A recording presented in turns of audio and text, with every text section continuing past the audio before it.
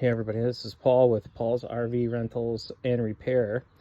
And today I have a Dometic 300 toilet that was taken out of the Wolf Pup. Had some smell issues that came about during the rental at the end of last year. And very first rental of this year, I noticed some smells. I thought something's got to be wrong. Well, I looked at the evaporator pipe and didn't see any issues by sending a camera down the top. I ultimately took the toilet off and the smell was all in the toilet. And so I basically disassembled it and found that there are two main issues. One, this is the toilet bowl that sits on top of the pedestal, and then the actual toilet that you sit on here sits inside of that. But this bowl had sewage in it, and that is definitely where the smell was coming from.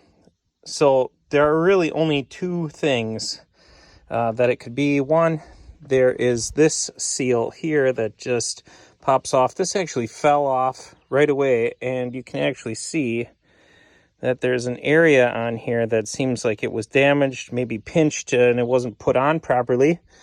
And then that ultimately sits down in here and presses up tight to the top. And somehow, I'm guessing what happens is when you have a full tank and you decide to go for a drive with it, which is what happened this year, the sewage will splash up, come through this seal and over the top of this lip and start collecting in the toilet.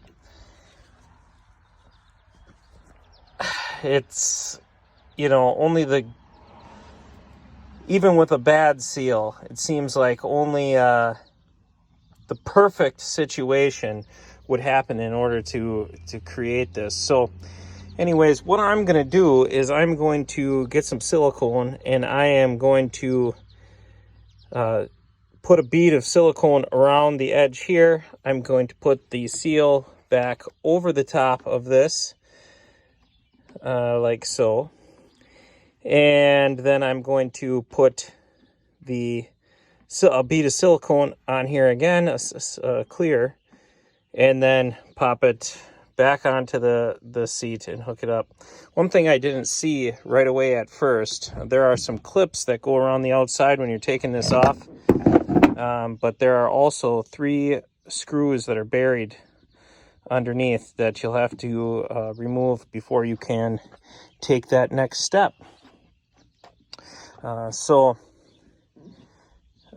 And I was confused because there were 4 bolts here underneath this unit that you had to take to get the bowl off, but that's actually 2 parts also. So anyways, I'm going to put a silicone around there, and then there's also another seal, and while I don't think this has that much to do with it, it appears to be deteriorated.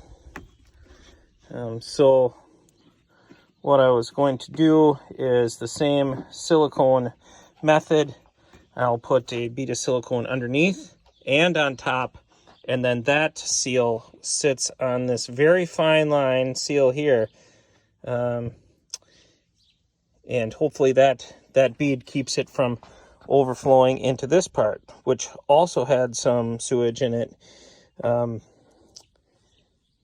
Like I said, even with a bad seal, in order for one trip out to create that, you would have to be hauling and splashing your sewage around quite a bit to make this happen. And the tank would have to be very full.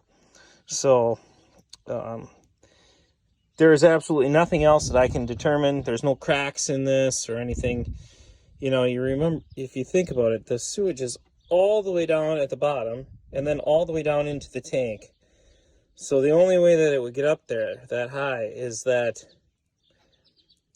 you basically filled the tank so high that it came into this bowl and then splashed, or you filled it all the way up to the top and you have reached absolute maximum capacity, I'm only thinking at this very moment that it would flow over the top through that seal, leak into the side, leak into that bowl. So, wow, if you're out camping, maybe don't fill her up. So I just wanted to show you what I've done here. I basically put silicone on the bottom, the top, the sides, all around this seal.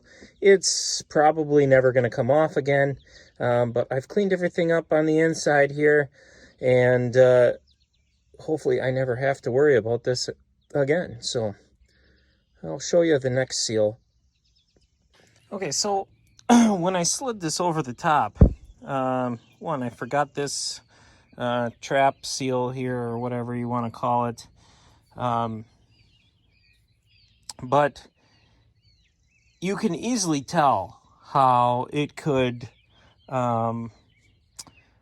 be slid off in the wrong direction, or not quite be tight, the tightest seal. You can't tell. That's the hardest part about it. You can't tell from the outside if you've pushed the whole lid down and it's actually where it should be. So hopefully the amount of silicone that's in there, I put a lot on, should seal up any imperfections that might occur if it was not as tight as it's supposed to be.